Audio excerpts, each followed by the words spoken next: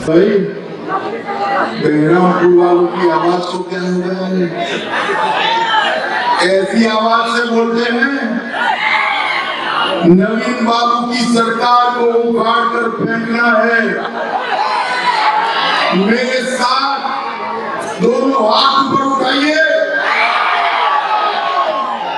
ओडिशा में भाजपा सरकार बनाने का संकल्प की मुट्ठी कीजिए और प्रचंड आवाज से बोलिए भारत माता की, भारत माता की, भारत माता की।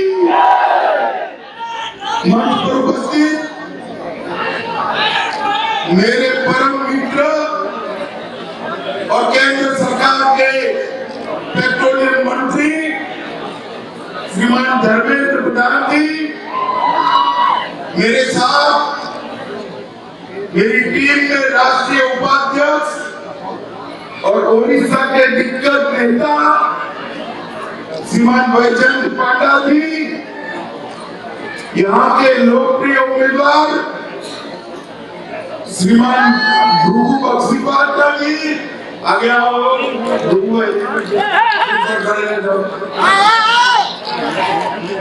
कोरापुट लोकसभा के उम्मीदवार श्री जयराम जी, श्री शिशिर गोमांगो जी, श्री मनोरंजन जी, श्री प्रशांत मलिक जी, श्री के नारायण राव जी,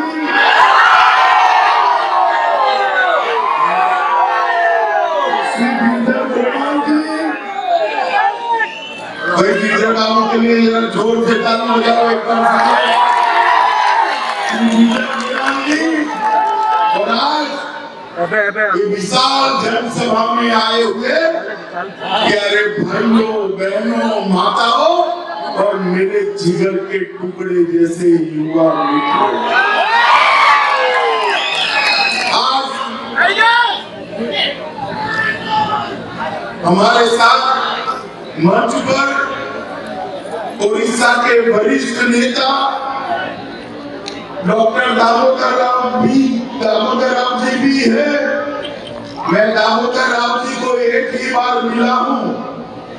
पूरे हिंदुस्तान में जो अनुभव सिद्ध राजनेता होते हैं, ऐसे वरिष्ठ नेता दामोदर राव जी भी आज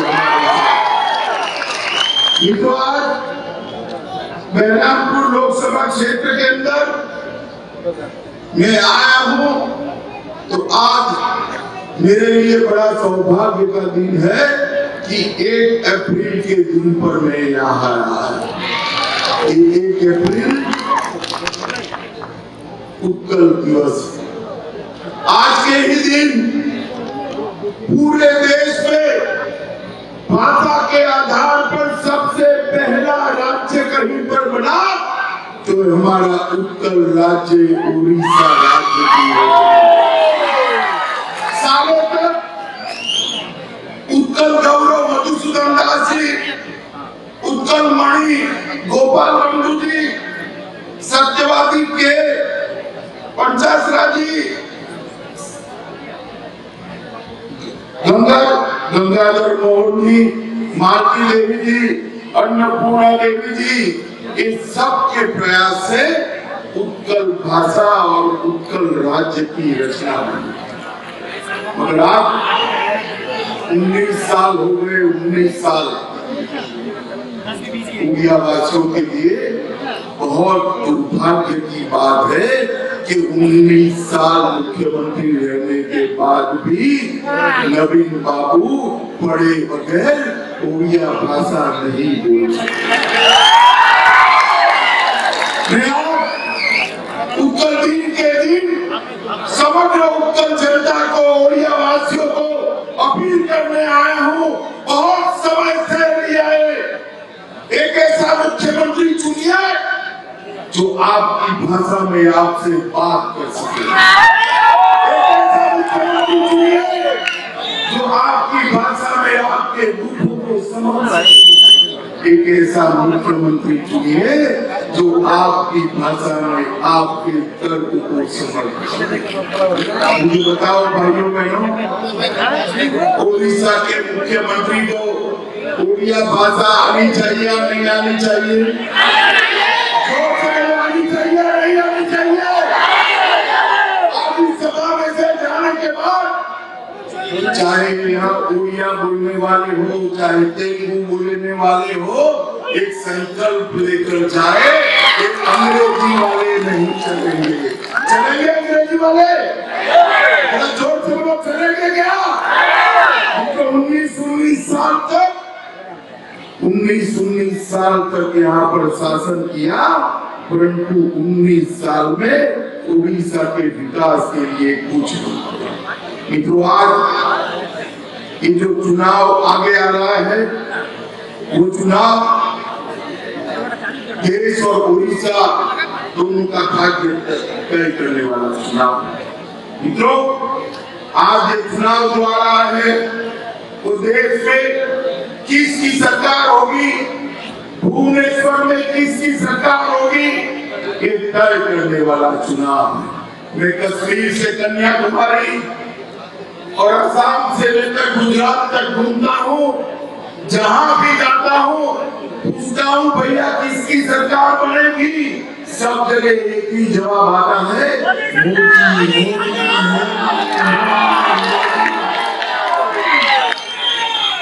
भाषाएं बदलती है, प्रदेश बदलता है, मगर मोदी का नाम नहीं बदलता है।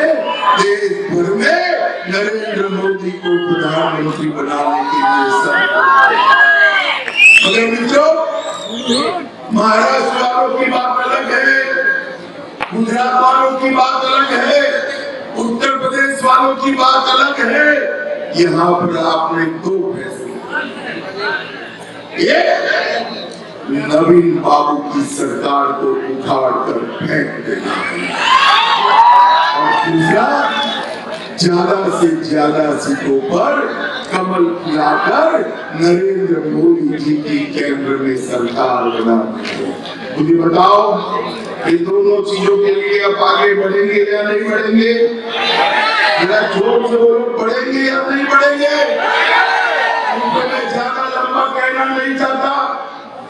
मैं सुबह कार्यक्रम करके आया जो मेरा नहीं था, इसके कारण थोड़ा लेट हो गया हूँ, परंतु मैं कहना चाहता हूँ 19 साल सरकार चलाई है। अभी परसों मैं सूरत जाकर आया, सूरत में मेरी सभा में 30,000 किसके बोलो भैया? गुजरात वालों के लिए तो अच्छा है, सूरत में जो उड़ियावासी रहते हैं हमें ही वोट देते। मगर आप जो युवा सूरत के अंदर रह रहा है, अपना पसीना बहाकर गुजरात का विकास कर रहा है, देश का विकास कर रहा है, वो युवा को यहाँ से क्यों जाना पड़ता है? वो अपनी पत्नी के साथ उड़ीसा में रहकर रोजगारी क्यों नहीं प्राप्त करता है? वो अपने बूढ़े माँ बाप के साथ रहकर अपने माँ बाप की सेवा क्यों नहीं कर सकता है? ये तो मैं आपको बताने आया हूँ, एक बार आप भारतीय जनता पार्टी की सरकार बना दो, हम ऐसे उड़ीसा की रचना करेंगे, उड़ीसा के अंदर हर युवा को नौकरी के लिए गुजरात नहीं जाना पड़ेगा, यही अपने गाँव में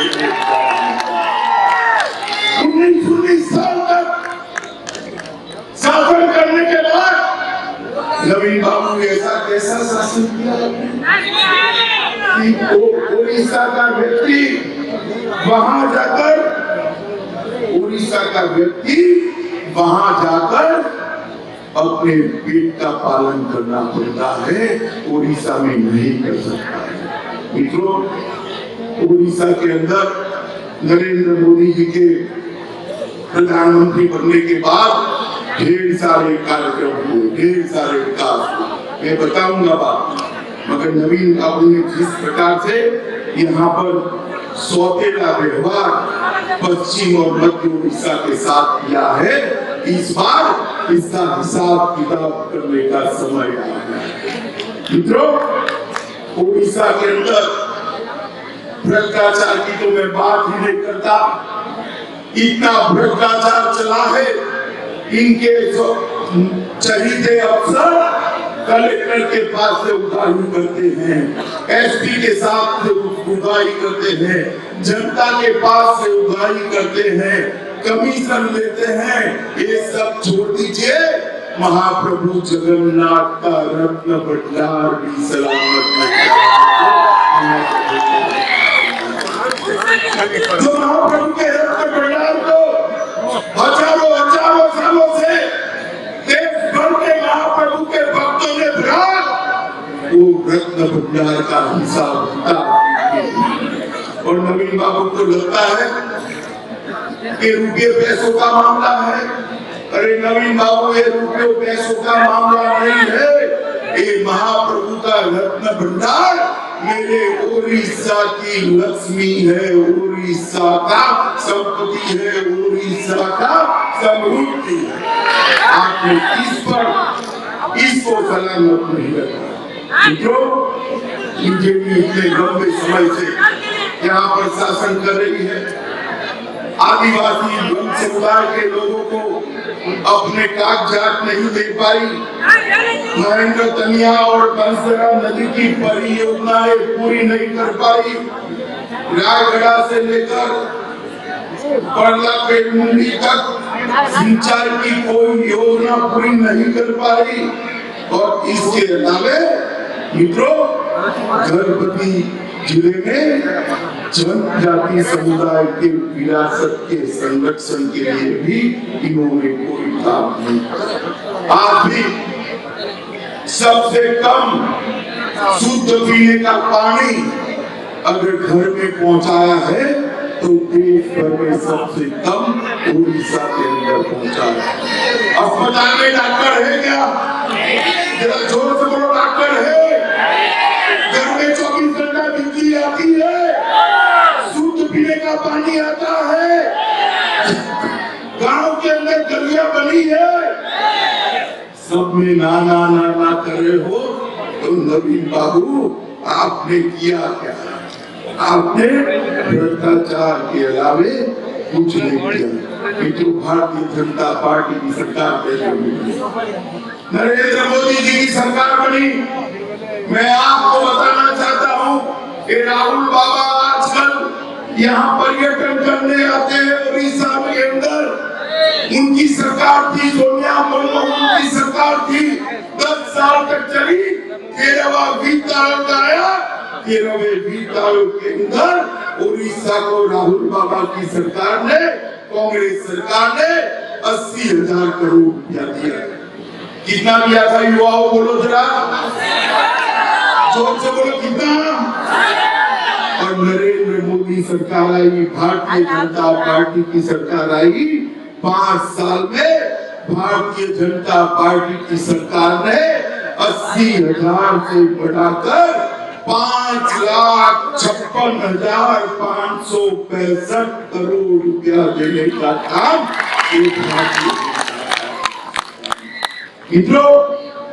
रेलवे के लिए 43,000 करोड़ रुपया, बलागीर की चुपाली, झारसुगुड़ा, विजयनगरम, संबलपुर, अंगूर, 3 बड़ी लाइनें चालू कराई।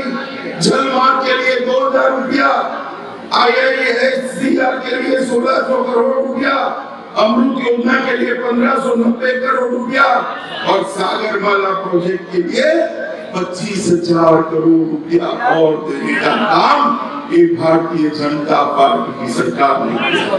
धर्मेंद्र भाई यहाँ बैठे हैं। उज्ज्वला योजना के तहत गरीब महिलाओं को मोदी सरकार ने गैस का चूल्हा देने का काम किया। सिर्फ उड़ीसा के अंदर 48 लाख गरीब माताओं बहनों को फ्री ऑफ कॉस्ट गैस का चूल्हा देने का काम ये भारतीय जनता पार्टी की नरेंद्र मोदी सरकार। देश भर के अंदर 7 करोड़, देश भर के अंदर 7 करोड़ माताओं को गैस का चूल्हा दिया। 8 करोड़ परिवारों में शौचालय बनाया, 2.5 करोड़ लोगों को घर दिया। घर के अंदर बिजली पहुंचाने का काम ये भारतीय जनता पार्टी की नवीन बाबू, गरीबी कैसे दूर होती है इसका ट्यूशन रखना है तो कोई फीस नहीं लेंगे। मोदी जी आपको वीडियो कॉल सिखाने का काम करेंगे, मगर आपका समय चला गया। मित्रों, उड़ीसा को युवा मुख्यमंत्री चाहिए या नहीं चाहिए? चाहिए या नहीं चाहिए? उड़ीसा को विकास के रास्ते पर ले जाए ऐसा मुख्यमंत्री चाहिए या नहीं चाहिए? तो ढेर सारे विकल्प नरेंद्र मोदी जी यहाँ पर लेकर आए हैं। मित्रों, मोदी जी ने, मैंने कहा इस तरह से लगभग 5.5 लाख करोड़ भेजा है, अगर आपके गांव तक पहुंचाया जरा बोलो 5.5 लाख करोड़ आपके गांव तक पहुंचे क्या? ये सारी योजनाएं आपके गांव तक नहीं पहुंची, इसलिए नहीं पहुंची कि बीच में नवीन बाबू के अफसर इस पर अपनी चपट लगा देते हैं। अगर ये व्यवस्था बदलनी है तो आपको मोदी जी और यहाँ भाजपा का मुख्यमंत्री डबल इंजन वाली ट्रेन की व्यवस्था करनी पड़ेगी। और इस पर गलती मत करना, जो मशीन होंगे दोनों मशीन पर कमल के निशान पर बटन दबाना है, समझ गए? तो जोर से बोलो, समझ गए? अभी धर्मेंद्र जी ने बताया स्वामी लक्ष्मणानंद सरस्वती का बलिदान, पूरे देश के सारे लोग स्वामी लक्ष्मणानंद सरस्वती ने यहाँ जनजातीय अस्मिता के लिए जो काम किया है इसको हम लोग कभी भुला नहीं पाए, कभी भुला नहीं। और दूसरी ओर कांग्रेस पार्टी अभी समझौता एक्सप्रेस का परिणाम आया, सारे लोग निर्दोष छूटे। पूरी दुनिया में हिंदू समुदाय को बदनाम करने का काम किया राहुल बाबा एंड कंपनी ने। हिंदू टेरर, हिंदू आतंकवाद, आप मुझे बताओ भाइयों बहनों, हिंदू कभी टेररिस्ट हो सकता है क्या? बताओ, हो सकता है?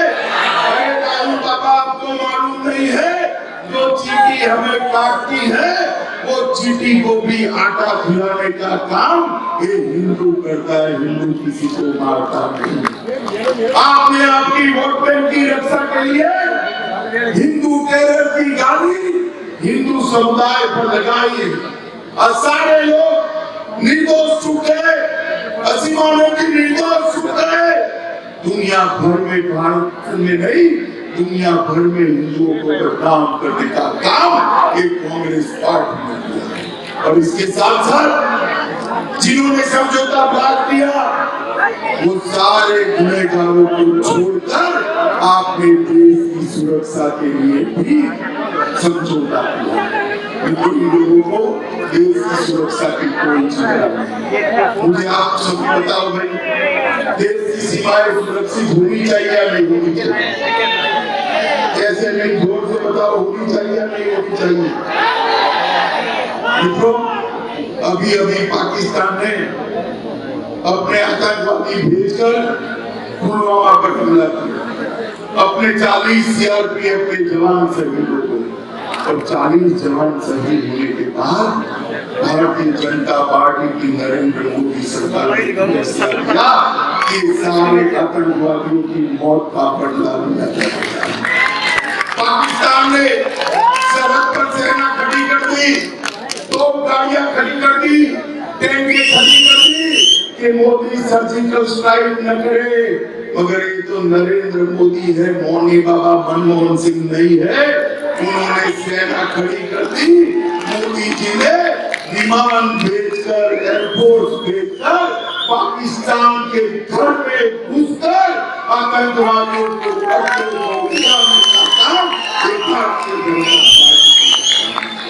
और सारा विपक्ष आज सवाल या निशान उठा रहा है, पाकिस्तान के तरफ में बोल रहा है। मित्रों, मुझे जवाब दीजिए, आतंकवाद को मुंह तोड़ जवाब देना चाहिए, नहीं देना चाहिए?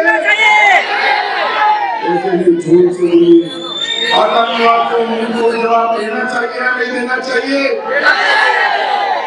पाकिस्तान को मुंहतोड़ जवाब देना चाहिए या नहीं देना चाहिए? बाबा के गुरु है साम पिथोड़ा जी, वो कह रहे हैं बातचीत करो बातचीत करो। अरे पिथोड़ा जी, आपकी पार्टी की पॉलिसी हो सकती है, हमारी पार्टी की पॉलिसी ये है कि आतंकवादी गोली चलाएंगे, हम गोला चलाकर उसका जवाब देंगे।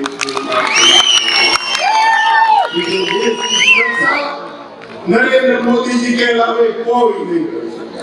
भारतीय जनता पार्टी ने एक ऐसा प्रधानमंत्री दिया है नरेंद्र मोदी जी के रूप में, जो 24 घंटे में से 18 घंटे इस देश के गरीबों के लिए काम करता है। हमने एक पारदर्शी प्रधानमंत्री दिया है, एक प्रामाणिक प्रधानमंत्री दिया है, एक संवेदनशील प्रधानमंत्री दिया है, एक देश के गौरव को ऊपर उठाने वाला प्रधानमंत्री दिया है। आज पूरी दुनिया में भारत के गौरव को बढ़ाने का काम एक भारतीय जनता पार्टी के प्रधानमंत्री नरेंद्र मोदी जी ने किया। मैं उड़ियावासियों को दो हाथ जोड़कर एक निवेदन करूंगा, इस बार आप गलती मत करें। 19 साल से नवीन बाबू की यहाँ पर सरकार चल रही, 19 साल से उड़ीसा का विकास नहीं हुआ। आपने कांग्रेस को सालों तक राज करने का मौका दिया, बीजू जनता दल को सालों तक 19 साल तक राज करने का मौका दिया या नहीं दिया? उड़ीसा का विकास हुआ है क्या? नहीं।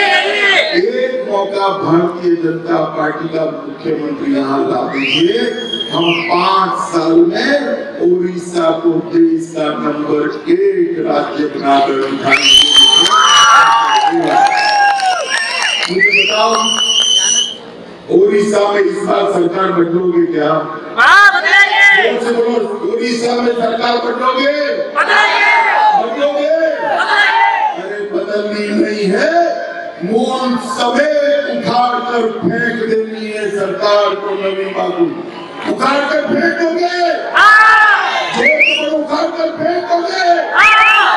मोदी जी की सरकार बनाओगे तो दोनों काम कैसे होंगे? कमल के बटन पर, कमल के निशान पर बटन दबाकर होंगे। ऊपर और नीचे दोनों जगह कहाँ बटन दबाना है? सब लोग कहाँ बनाने हैं? तो आप उड़ीसा में भाजपा सरकार बनाओगे? नरेंद्र मोदी जी को फिर से प्रधानमंत्री बनाओगे? पूर्ण बहुमत की सरकार बनाओगे? आतंकवाद को मुंह तोड़ जवाब दोगे? पाकिस्तान को मुंह तोड़ जवाब दोगे? दोगे? तो मेरे साथ दोनों हाथ ऊपर करिए। मैं बोलूंगा फिर एक बार, आप बोलोगे? आप बोलोगे? मैं बोलूंगा फिर एक बार, आप बोलोगे? मोदी सरकार। दोनों हाथ उठाइए, फिर एक बार, मोदी सरकार, फिर एक बार, मोदी सरकार, फिर एक बार, मोदी सरकार। भारत माता की